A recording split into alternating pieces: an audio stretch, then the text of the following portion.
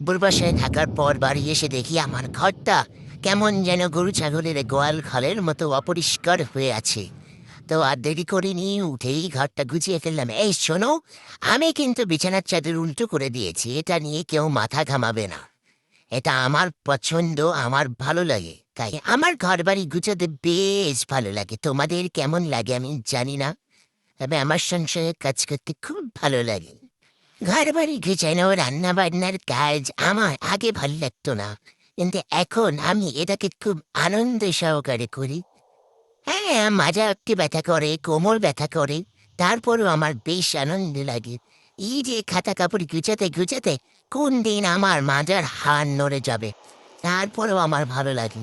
আমি জানি না কেন ভালো লাগে। আজকে আমার রান্না বান্নার কোনো ঝামেলাই ছিল না।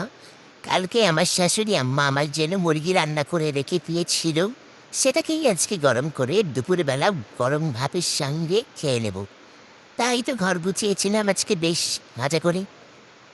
যেহেতু কাপড় চোপড় খুব এলোমেলো অবস্থায় ছিল, দেখতেই পাচ্ছে ঘর বাড়ি সব নোংরা হয়েছিল, সেটাকে পরিষ্কার করে আহা, ঠান্ডা এসির বাতাসে এবারে বসবো।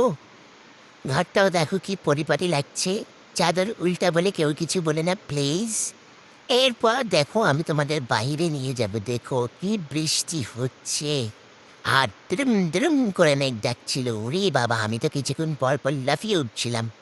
এই যে দেখো কি ফুটায় ফুটায় বৃষ্টি পড়ছি। বৃষ্টি অল্প হলেও মেঘ ডাকছে খুব ভয়ঙ্কর ভাবে।